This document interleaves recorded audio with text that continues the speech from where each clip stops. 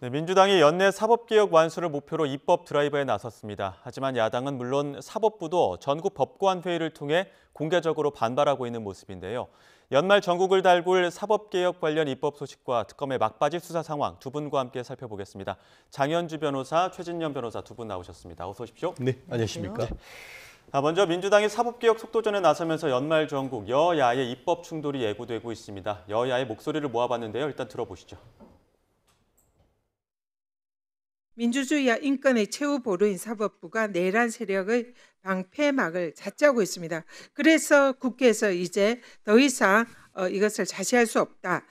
도대체 판사 마음에 안 든다고 판사를 골라 쓰겠다라는 법인데 이미 재판하고 있는 사건도 뺏어서 다른 판사한테 맡기겠다는 거예요. 이런 삼권 분립 침해가 어디 있습니까? 일단 사법개혁 관련 3개 법안 핵심이 내란 전담 재판부 설치법과 법 왜곡죄 신설법 그리고 공수처법 개정안 등인데 일단 야당에서는 3개 법안 모두 이거 좀 문제가 있다고 보고 있는 거죠? 단순 야당의 문제인가를 넘어서 어제 같은 경우에는 진보 좌파의 대표 신문이라고 할 수 있는 한겨레 신문조차도 사설에서 지금 얘기하는 얘기를 쓰고 있는데요. 사실 그 국민의힘 같은 경우에는 이와 같은 민주당의 3법을 윤석열 내란 유죄 강력법이다 이렇게 얘기를 하고 있습니다. 그 이유는 뭐냐? 첫 번째, 헌법에 근거를 하고 있는데 헌법 101조는 어떻게 돼 있냐?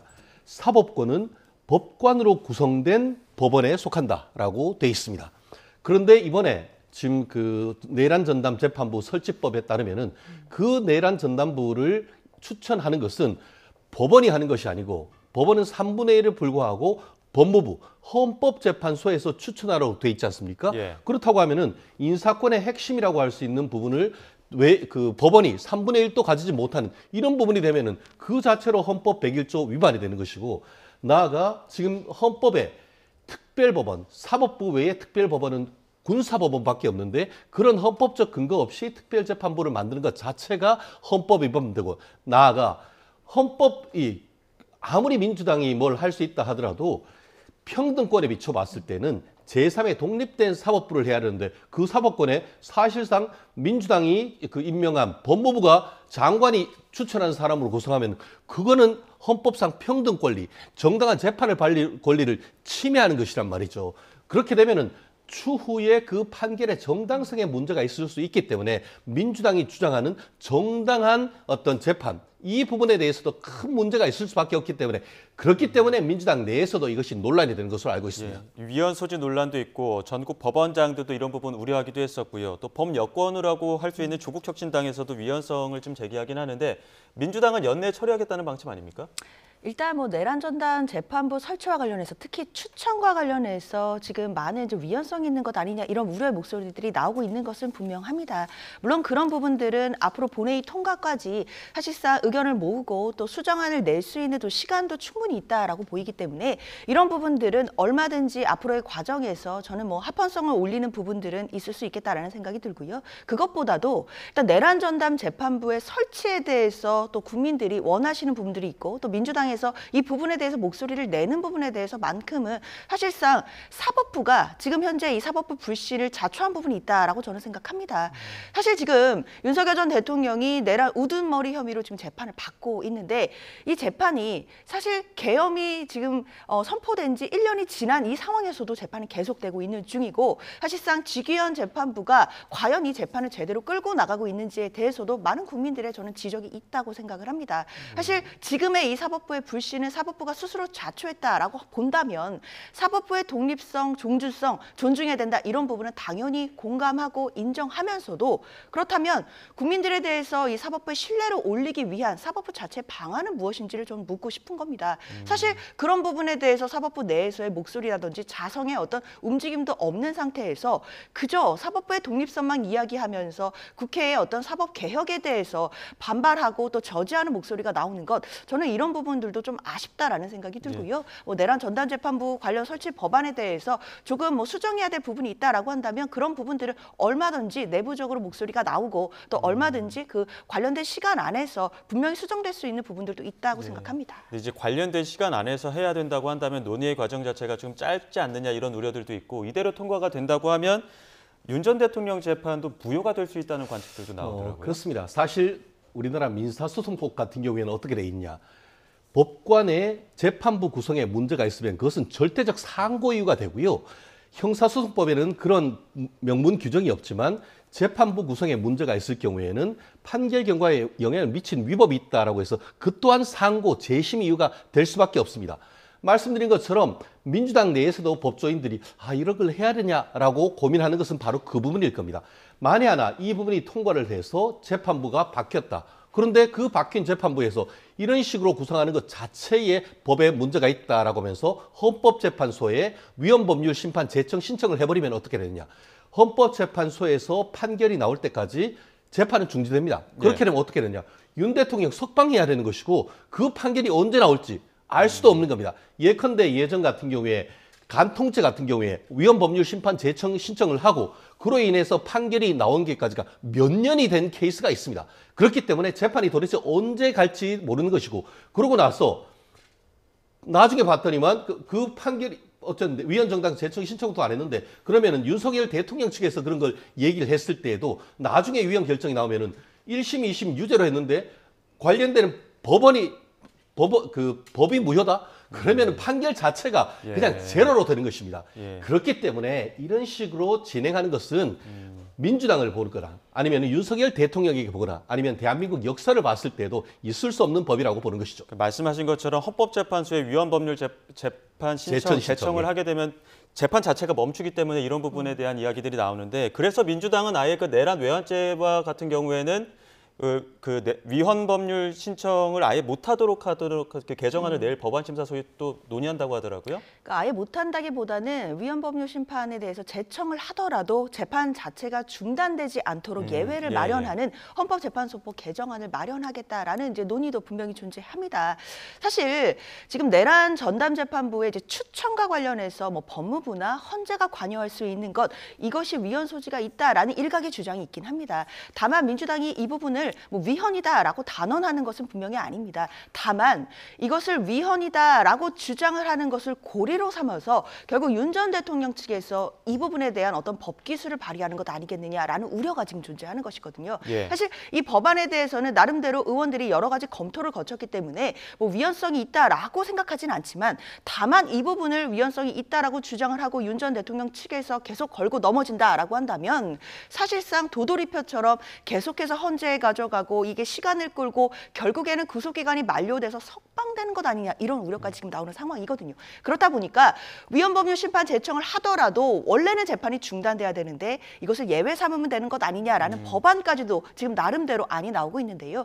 다만 내부에서도 이렇게 가면 계속 도돌이표처럼 돌고 돌 수 있는 부분들이 있기 때문에 아예 이 내란 전담 재판부에 대해서 조금 더 수정을 해야 되는 것 아니냐라는 논의까지 같이 나오고 있는 상황이기 때문에 국민들께서 우려하시는 마치 윤 전 대통령이 혹시라도 재판이 중단되고 뭐 석방되고 이런 우려에 대해서만큼은 당연히 책임 있는 집권 여당으로서 그런 우려가 없도록 이 법안에 대해서 완결성을 기하고 있다. 그래서 공론화를 거치고 있는 중이다라는 말씀 드려야겠습니다. 짧게만 제가 말씀드릴게요. 그 말은 뭐냐? 민주당이 내란 특별재판부가 위헌이라는 것을 스스로 알고 있다는 거예요. 그렇기 때문에 그 부분에 대해서 헌법재판소로 갈 가능성이 있다는 것을 알고 있는데 민주당 그 율사 출신 국회의원들이 하나는 알고 둘을 모르는 것이 그러면은 위헌법률 심판 제청 신청한다 하더라도 내란 외환에는 그 재판 정지는 예외로 한다라고 하고 있는데 제가 봤을 땐 정말 그건 하나밖에 모르는 겁니다. 그럼 그 규정과 지금 얘기하는 헌법재판소법의 예외를 둔 규정 자체가 재판에 직접적인 관련성이 있기 때문에 그 자체에 대해서도 효력을 정지 가처분을 신청해버리면은 내란 특별재판부에 대한 법뿐만 아니고 헌법재판소법 개정된 그 내용에 대해서도 효력이 정지돼 버리면 그냥 그 재판은 그냥 정지되는 것이죠. 내부적으로 아마 그런 부분에 대한 딜레마가 있다는 것을 알기 때문에 지금 장 변호사님도 말씀하시는 저런 얘기가 나올 수밖에 없는 것 같은데요. 그럴수록 원칙으로 돌아가야 되는 겁니다. 그럴수록 사법부를 신뢰해야 되는 것이고 사법부가 문제가 있으면 그것은 1심, 2심, 3심 있는 이 심급제를 통해서 그 과정을 하나하나 개선해야 되는 것이지 법적으로 민주당이 할 수 있다고 해서 모든 걸 다 할 수 있는 것은 절대 아니다. 그랬기 때문에 지난번에 헌법 그 대법원에서 뭐라고 했습니까? 입법권도 헌법적 한계가 있다라고 명확하게 선을 냈습니다. 예. 저도 자, 짧게만 예, 말씀드리자면 민주당에서 당연히 법안을 내는데 위헌이다라고 단정하고 법안을 내진 당연히 않습니다. 당연히 위헌이라고 생각하지도 않고 단정하고 있진 않은데 다만 이런 부분에 대해서 위헌 소지가 있다라는 주장들이 나오고 그렇다면 윤 전 대통령 측에서 이것을 고리 삼아서 앞으로 관련된 법 기술을 발휘하는 것 아니냐라는 국민들의 우려가 있다라는 점을 지금 인지하고 그런 우려에 대해서만큼도 여당이 당연히 준비하고 대응할 방안들을 고려하고 있다라고 말씀드리겠습니다. 예, 지금 저 사법개혁 3개 법안 중에 내란 전단 재판부 특별법의 설치법에 관련해서 이야기를 나눠봤는데 법 왜곡죄도 어느 정도 좀 우려의 목소리가 나오고 있습니다. 왜냐하면 이제 판검사가 법리를 왜곡하게 되면 처벌하겠다는 법안인데 그 법리적인 왜곡을 어떻게 판단할 것이냐 이런 부분에 대한 좀 우려가 있는 것 같아요. 제가 이렇게 말씀드릴게요. 그러면은 소수 의견 있지 않습니까? 대법원 전원합의체 소수 의견, 헌법재판소 판결에서의 소수 의견은 그럼 의도적으로 법을 왜곡한 겁니까? 그렇잖아요. 주된 법정 의견과 다른 의견은 고의적으로 법을 왜곡한 겁니까? 그러면은 그 소수 의견 냈는 미스터 소수 의견은 다 법 왜곡죄로 해서 깜빵 가야 되는 겁니까? 그렇기 때문에 본질적인 문제가 있는 것이고 사실 독일이라든가 다른 나라에 법 왜곡죄가 있는 국가가 없지는 않습니다. 하지만 그 나라는 우리나라에 있는 공무원에 대한 직무유기, 직권남용죄가 없습니다. 그렇기 때문에 그런 부분에 대한 보완 입법으로서 말씀하신 그런 법 왜곡죄가 있는 것인데 지금 처벌 못 합니까? 처벌하는데 아무런 문제가 없습니다. 그렇기 때문에 이런 법 왜곡죄는 뭐냐? 한마디로 사법부로 하여금 윤석열 대통령 유죄를 강요하는 법에 불과한 것이고 그러면은 민주당이 뭡니까?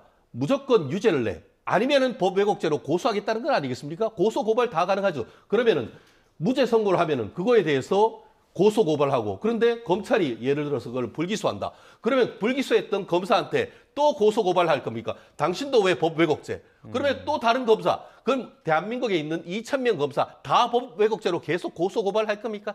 이런 무익한 절차를 왜 하는 것이죠? 결국 이것을 통해서 직접적으로 달성하려는 1차적 목표는 윤석열 대통령을 비롯한 모든 범죄에 대해서 내란죄로 유죄를 강요하는 법, 그 이상도 그 이하도 아니다. 그렇기 때문에 이건 법이 아니고 정치라는 것이죠. 예, 그 사법부 길들이기 법안이라는 그렇죠. 얘기를 국민의힘에서 많이 하고 있는데 여기에 대해서 어떻게 좀 반박 내용이 있습니까? 글쎄요, 법 왜곡죄라는 사실 이 법안을 도입해야 된다는 취지 자체는 결국 사법부도 판사도 검사도 성역은 없다라는 점에서 시작해야 된다라는 말씀 드려야겠습니다. 예. 사실상 이 법 왜곡죄는요, 뭐 지금 여러 가지 우려들 이것이 악용되면 어떡하냐 이런 부분에 대한 좀 공포 어린 목소리들이 너무 확대되는 것 같다라는 생각이 드는데요. 이 법안들은 굉장히 예외적으로 적용될 수밖에 없다고 저는 생각합니다. 왜냐하면 뭐 고의로 법을 해석을 잘못해서 왜곡을 한다든지 아니면 사실관계를 조작한다든지 이런 굉장히 예외적인 경우에 적용이 되는 것이기 때문에 일반적으로 판사들이나 검사들이 이 법에 의해서 뭐 처벌받거나 적용될 가능성이 저는 높지 않다고 생각합니다. 매우 일부에 법을 정말 고의적으로 악용하거나 또는 사실관계를 조작하는 이런 경우에 있어서만큼은 당연히 그때는 판사와 검사들도 처벌돼야 되는 것이 아니겠느냐라는 저는 생각인 것이고 특히나 이런 부분에 있어서만큼은 사법부도 만약에 제대로 된 범죄를 저질렀다라고 한다면 당연히 성역이 될 수 없다라는 취지에서 도입되는 법안이다라는 말씀드립니다. 예, 자 연말 전국의 법안을 둘러싸고 여야의 어떤 충돌이 굉장히 격해질 것으로 예상이 되는데 그중 하나가 지금 필리버스터 제한법, 민주당에서는 정기국회 마지막 날인 9일 본회의에서 처리한다는 방침인데 이거 통과되면 필리버스터 어떤 방식으로 이루어지는 겁니까? 결국 재석 의원의 5분의 1이 그 자리에 있어야 된다라는 것인데요. 그러니까 한 60명 정도는 그 네. 자리에 있어야만 필리버스터가 계속 유지된다라고 보시면 되겠습니다. 근데 이거의 취지는 사실상 그동안 뭐 소수당이 되었던 뭐 국회에서 필리버스터를 하면서 이 법에 대해서 취지 자체는 결국 야당이든 뭐 소수당이든 목소리를 내겠다는 것 아니겠습니까? 예. 뭐 타당한 목소리를 내서 국민들께 본인들의 의견을 더 설득시키는 자리를 만들겠다라는 차원인데 사실상 5분의 1 정도의 의원들이 재석도 하지 않는 상황이다라고 한다면 사실상 그냥 법안을 통과시키는데 발목을 잡기 위한 그런 제도로 활용하는 것밖에는 안 되는 것 아니겠냐라는 문제의식이 있었고 예. 그렇기 때문에 적어도 60명의 의원이 재석해야 된다라는 부분에 대한 어느 정도의 공감대는 있지 않겠나라는 생각 듭니다. 네, 그 조국 혁신당뿐만 아니라 지금 국민의힘 쪽에서도 그렇고 개혁신당 쪽에서도 그렇고 소수 야당의 의견 개진 기회를 아예 박탈하는 것이다 이렇게 이야기를 하고 있거든요. 결국 소수 의견 말살법 그리고 민주당 입법 독재 강화법이라고 저는 생각합니다. 사실 민주당은 앞으로 10년, 20년 평생 지금 국회 다수당이 될 것이라고 전제로 하고 이렇게 얘기를 하는 것 같은데 여론이란 것은 어느 순간 바뀔 수가 있는 것인데 이렇게 계속 가는 것이 과연 민주당을 위해서 합리적인 생각을 가진 민주당 지지자를 위해서 맞는 것인지에 대해서 의문을 가지지 않을 수 없는데요. 이번 지난 4월 달에 있었던 윤석열 대통령에 대한 헌법재판소 탄핵 결정문의 일부를 제가 인용해 드리겠습니다. 국회는 소수의 의견을 존중하고 정부와의 관계에서 관용과 자제를 전제로 대화와 타협을 통해 결론을 도출하도록 노력해야 된다라고 얘기하고 있습니다. 국회 내에서 이런 식으로 하면은 우리나라 양당 체제 하에서 기본적으로 60석 되는 정당은 2당밖에 없습니다. 그러면은 민주당 안대로 된다고 하면은 조국당이라든가 아니면은 개혁신당이라든가 소수는 필리버스터 자체를 할 수조차도 없게 되는 겁니다. 이것이 과연 다양한 어떤 민주당 자체가 다양성을 지향하는 아니겠습니까? 그래서 여성 소수 보호 그렇게 얘기했던 것인데 지금까지 민주당의 어떤 당론은 어디로 가는 겁니까? 안드로메다로 가는 겁니까? 그렇기 때문에 아무리 본인들의 권한이 있고 한다 하더라도 소수 보호를 위해서 사실 필리버스터 하는데 하루 이틀 하면은 바로 이것을 이제 해제하는 결의 지금까지 하고 있지 않습니까? 이제는 그러한 목소리조차도 말살을 하려고 하십니까? 국민들의 따가운 목소리가 들리지 않습니까? 근데 민주당에서는 일단 야당의 반발이 있더라도 9일 본회의에서는 처리하겠다는 방침이고 그렇게 되면은 당장 10일 이후부터는 임시국회 열려도 이거 적용되는 거 아닙니까? 그럼 국민의힘에서 어떤 전략으로 그렇습니다. 필리버스터하는 그렇기 겁니까? 때문에 이제 필리버스터 폐지를 위한 필리버스터를 해야 되는 이런 어이없는 상황이 되는 것 같은데요. 예. 말씀드린 것처럼 이런 부분은 쌓이는 겁니다. 마치 우리가 부채가 쌓이면 어느 순간 그것이 양질 전화가 이루어지듯이 민주당의 이런 입법 독재, 이제는 입법 독재라고 불러도 저는 문제가 없다고 생각합니다. 그렇게 됐을 경우에는 아까 사법부에서 얘기하는 것처럼 입법권도 한계가 있는 겁니다. 그 한계를 계속 넘어가면 그다음부터는 이런 법에 대해서 효력정지 가처분이라든가 제도적인 절차 범위 내에서 이런 부분에 대해서 이제 국회에서의 어떤 율사 출신들이 제도를 할 텐데 결국 단순한 어떤 정치적인 제스처를 넘어서 이런 부분에 대한 것은 헌법에 얘기하는 민주적 기본 절차, 적법 절차 이런 부분과 관련해서 헌법재판소까지도 가서 권한쟁의를 한번 해볼 필요가 있다고 봅니다. 예, 통일교 이야기도 좀 해보겠습니다. 김건희 특검팀 수사를 받고 있는 통일교 핵심 인물이죠. 윤영호 세계본부장. 김건희 씨에게 명품 가방 건네고 청탁한 혐의로 기소돼서 재판을 받고 있는데 재판 과정에서 통일교가 국민의힘뿐만 아니라 민주당 쪽으로도 접촉을 했다 이렇게 주장을 했거든요. 이건 좀 어떻게 해석할 수 있습니까? 글쎄요, 이 부분에 대해서는 좀 더 사실관계 확인이 필요해 보이기는 합니다. 다만 통일교 측에서 결국에는 정치권의 어떤 특정 진영에 치우치지 않고 여기저기 줄을 내려고 노력을 했었다라는 식으로 본인에게 좀 더 유리한 진술을 하기 위해서 이런 이야기가 나오는 것 아닌가라는 생각도 좀 들기는 합니다. 그러나 다만 만약에 민주당 측과의 접촉이 있었다라고 하더라도 그것이 그냥 단순한 그러니까 법의 테두리 내에서 가능한 후원 정도의 접촉이었던 것인지 아니면 지금 국민의힘의 어떤 의원들이 받고 있는 권성도 의원이라든지 이런 분들이 받고 있는 혐의와 관련된 좀 불법성의 소지가 있는 것인지 이런 부분들은 좀 더 확인이 필요해 보인다라는 생각들이 들거든요. 예. 사실 그렇기 때문에 특검 측에서는 그동안 통일교와 어떤 국민의힘 측 또는 이제 김건희 씨와의 관련해서 단순한 접촉을 넘어서서 결국 불법의 여지, 대가성의 여지가 있었기 때문에 수사를 그동안 해왔던 것이고 이런 부분이 문제가 되었다라는 점들을 생각해 본다라고 한다면 사실상 민주당에 대한 접촉이 있었다라는 부분이 만약에 사실로 드러난다 하더라도 지금으로서는 어떤 불법성이라든지 대가성이라든지 이런 부분들이 밝혀진 것은 아니기 때문에 이런 부분에 대한 야당의 공세는 지금은 정치 공세 불가하다고 저는 생각합니다. 그 부분에 대해서는 그렇게 생각합니다. 민주당의 법 왜곡죄 입법이 정말 진정성이 있다라고 생각을 한다고 하면은 이 법 왜곡죄 적용의 1호는 민중기 특검이 되어야 한다라고 생각을 합니다. 아까 같은 경우 어떻습니까? 판사나 검사가 고의적으로 법 적용을 왜곡할 경우에는 처벌하도록 되어 있는데요. 실제 법 왜곡죄까지 갈 것도 없습니다. 지금 실질적으로 특정범죄 가중처벌법 15조에는 그 일반적인 형법상의 직무유기를 넘어서 범죄 수사하는 직무에 종사하는 공무원이 그 법에 규정된 죄를 범한 사람을 인지하고도 그 직무를 유기한 경우에는 1년 이상의 유기징역, 벌금도 없습니다. 이 사안은 추후에 반드시 문제가 될 것입니다. 쉽게 말하면 국민의힘 관계자가 돈을 먹으면 구속, 민주당 관련된 사람이 돈을 먹으면 수사조차도 하지 않은 이런 선택적 수사, 이런 상황 속에서 이게 바로 직무유기, 직권남용이 아닐 수 없는데요. 실질적으로 어떤 일이 선례가 있냐 하면은 그 경찰관이 체포된 도박 협의자를 임의적으로 동행한 다음에 그냥 석방해버리면 그 자체로 직무유기죄를 인정했는 사안이 있고 그 외에도 직무유기죄로 처벌되는 경찰이나 검찰은 적지 않습니다. 이번 사례는 어떻죠? 지금 그 장 변호사님은 이게 그 대가성이나 이런 부분이 인정되지 않는다고 했는데 지금 그 관련되는 지금 윤 전 그 본부장 얘기는 뭐냐면은 이 사람들은 국회의원이거나 장관급 관련되는 사람입니다. 국회의원은 정치자금법에 관련된 규정에 따르지 아니하고 돈을 받으면 그게 뭐죠? 정치자금법 위반이 되는 겁니다. 그거는 대가성과 직무 관련성과 전혀 무관한 겁니다. 실질적으로 지금 그 권성동 의원도 뇌물로 된 것이 아니고 정치자금법 위반으로 지금 구속이 된 겁니다. 그렇기 때문에 정치자금법 위반이 혐의가 사실 진술을 통해서 드러났음에도 불구하고 전혀 하지 않고 또 지금 뭐라고 하죠? 현재 정부의 장관급 4명 또 얘기를 하고 있습니다. 그리고 그 돈이 단순한 돈을 넘어서 고가의 시계, 마치 김건희 여사가 고가의 명품 백을 받았다고 하듯이 고가의 시계까지 줬다고 얘기를 하고 있습니다. 그런데 이것을 정치자금법 위반 내지는 뇌물죄와 관련해서 전혀 인지도 하지 않고 수사 개시도 하지 않고 있다? 그것 자체가 법 왜곡인 것이고 법 왜곡죄로 갈 것도 없이 형법상 직무유기, 나아가 지금 범죄를 조사하는 공무원이기 때문에 특정범죄 가중처벌법상에 가중되는 직무유기가 성립될 가능성이 굉장히 높고 이것은 저뿐만 아니고 이 검찰 출신 변호사들이 얘기하는 것이기 때문에 이 부분 앞으로 이번 정부건 아니면 공소시효가 있는 범위 내에서 정부가 바뀌건 분명히 문제될 것이라고 저는 여기에서 확실하게 얘기할 수가 있습니다. 그러니까 민주당 수사에서 왜 빼느냐 이런 지적도 나오는 건데 근데 민주당에서는 국민의힘은 조직적으로 동원된 것 아니냐 이렇게 반박하는 것 같더라고요.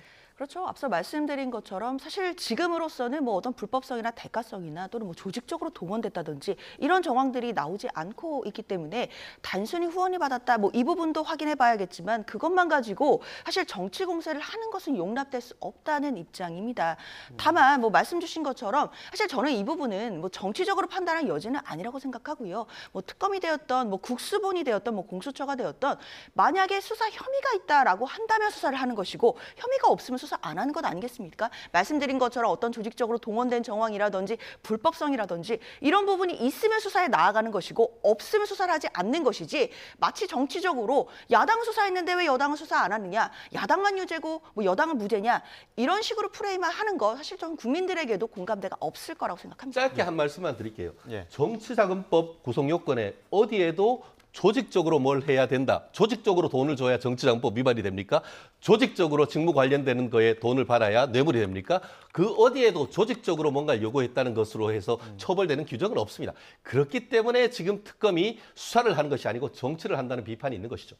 예. 자, 그럼 특검 수사 막바지로 접어들고 있는데 특검 수사 내용도 마지막으로 짧게 짚어보겠습니다. 일단 김건희 씨 첫 번째 결심 공판에서 15년 구형 받았거든요. 적절하다고 보십니까?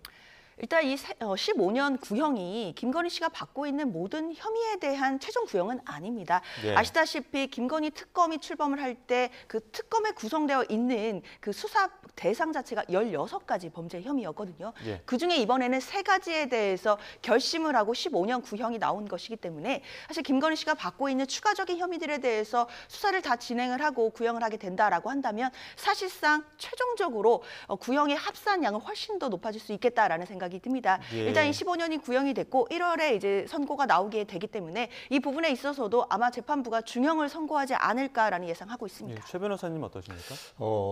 사실 생각했던 것보다 한 5년 이상 높은 구형을 했는 것 같습니다. 일단 구형은 말 그대로 형에 관한 의견 진술이기 때문에 실제로 선고되는 형은 그와 다를 수가 있습니다. 사실 15년 형이란 것은 얼마 전에 한덕수 국무총리에 대해서 내란 방주, 내란 중요인부 종사에 대해서 그 구형을 했던 것과 거의 동일한 수준으로 굉장히 높은 겁니다. 거의 뭐 제가 해보면은 재산 범죄나 이런 걸로 하면은 10년을 넘어가는 케이스는 거의 없습니다. 15년을 했다는 것은 아마 지금 김건희 여사 특검이 어떻게 보면 이것저것 탈탈 긁어서 하는 것 중에 1차에서 지금 구형할 수 있는 최대형을 구형을 했던 것 같고요.